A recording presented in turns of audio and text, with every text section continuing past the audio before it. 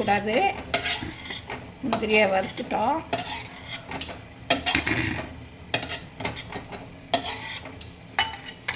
அடுத்தது தேங்காய் பூவை நெய்யில் வதக்கிக்கிறோம்.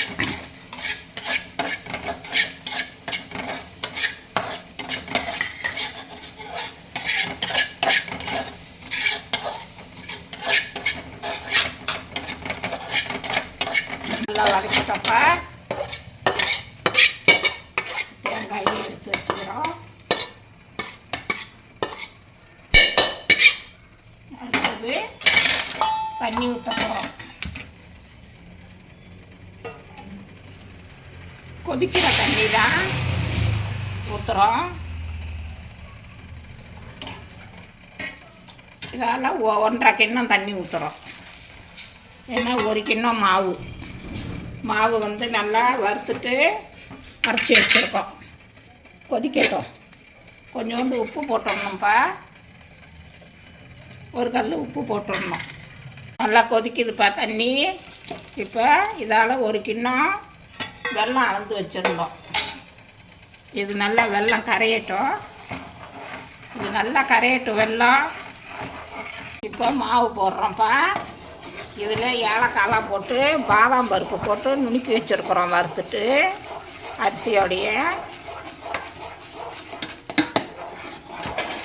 புழுங்க அரிசிப்பா. பைத்தம் பருப்பெல்லாம் போட மாட்டோம் நாங்கள். சில பேர் போடுவாங்க, நாங்கள் போட மாட்டோம்.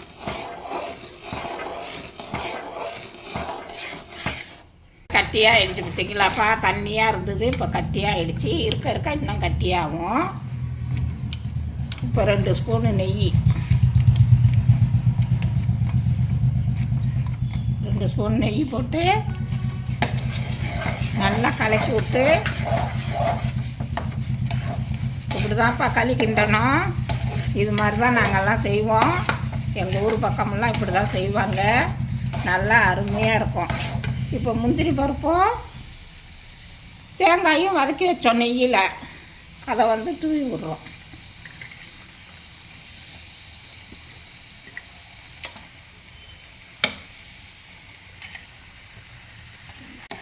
இதே மாதிரி தான்ப்பா செய்யணும்.